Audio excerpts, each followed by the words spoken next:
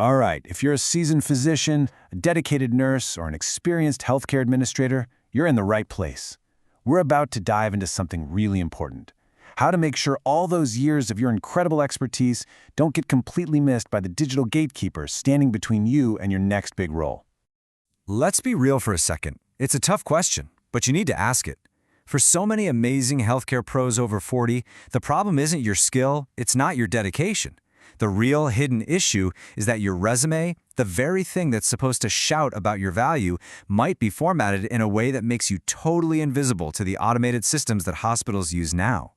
So here's our game plan for today. We're going to pinpoint that silent killer. Then we'll break down 3 super common but easily fixable mistakes. From there, we'll get into the good stuff, how to modernize your credentials, show off your tech skills, and put real numbers to your impact. And we'll wrap it all up with a simple 5-step plan you can literally use the second this is over. Here's the crazy paradox we're all living in. In medicine, experience is golden, right? Patients want it, hospitals need it. But, and this is a big but, the automated software that screens your resume, the applicant tracking system, or ATS, isn't looking for tenure. It's programmed to scan for what's current, for the specific keywords that signal you are on the cutting edge of medicine today. Okay, so this leads us directly to the 3 big, unintentional ways that fantastic medical professionals accidentally sabotage their own applications. And the worst part? It happens before a human being even gets a chance to see their name. We're talking about tiny formatting choices that have massive consequences. First up, showing your age with old credential dates. That little board certified since 1995 can be a red flag for a machine. Second, being way too vague about technology. Just saying you're proficient in EHR systems is basically invisible. The software is looking for brand names, Epic, Cerner. And third, leaning too hard on phrases like 25+ years of experience. To you, that's wisdom. To a machine, it can just read as outdated. Okay, let's start fixing this. And honestly, this first solution is probably the biggest game changer of them all.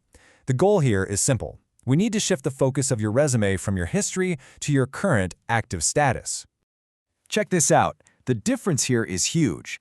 The wrong way reads like a history lesson, right? It's all about the past. But look at the right way. It's a statement of right now.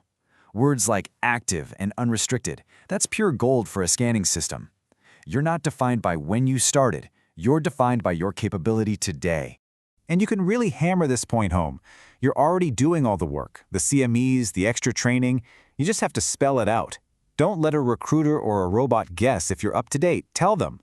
Highlighting your annual continuing education, any recent telemedicine training, it tells a story of someone who is constantly investing in themselves. Now for our next key area, technology. This is a big one because it's where so many of the most experienced professionals can unintentionally get tripped up. Let's be clear. Being proficient in healthcare tech isn't a bonus anymore. It's a core competency, and you have to communicate it. And to do that really well, you just need to think about it in 3 distinct categories. These are the 3 main areas that modern recruiters and their software are actively hunting for on your resume. Category 1 is absolutely non-negotiable, your EHR systems expertise.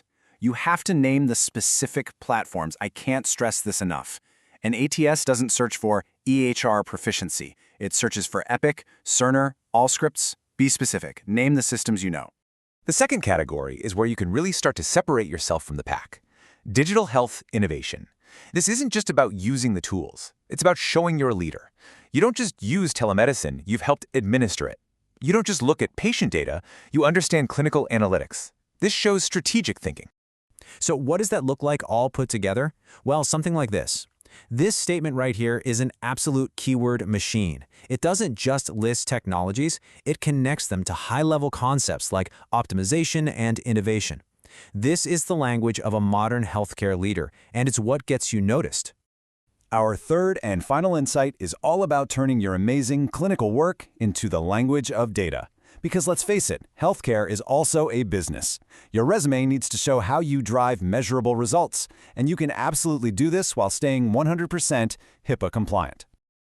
So instead of a vague phrase like provided excellent patient care, which of course you did, you quantify it.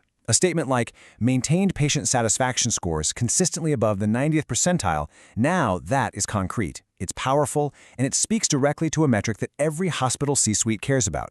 And for those of you in leadership roles, this is your secret weapon. You can show your impact visually. You implemented a new protocol, and you can show a clear before and after. A 40% reduction in patient wait times? That's not just better medicine, that's better business. And that gets attention, believe me. And finally, don't sleep on compliance. You want to weave these high-value regulatory keywords throughout your resume. Mentioning your work with HIPAA, the Joint Commission, CMS reporting, it shows you understand the entire complex system we operate in. These are critical keywords that the resume scanners are built to find. Okay, we have covered the why and the how. So now, let's boil this all down into your clear, actionable prescription for immediate resume improvement. Here it is. 5 steps. 1. Audit your credentials. Get rid of the old dates and lead with active. 2. Integrate your tech. Name every single platform. 3. Quantify your outcomes. Turn your accomplishments into hard numbers. 4. Weave in that compliance language. And 5. Do a final sweep. Swap out words that hint at age for words that scream capability, like comprehensive expertise. And remember, this is not about hiding your experience, not at all.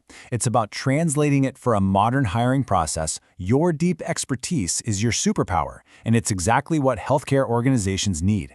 These steps just make sure your resume opens the door so you can walk in and prove it.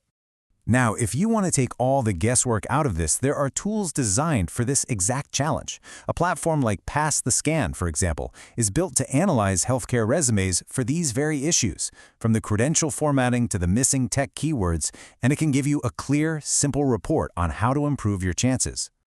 So, I'll leave you with this final thought, a question to get you started. Based on everything we just talked about, what is the single first change you're going to make to your resume today? Pick one and get it done. Thanks so much for your time.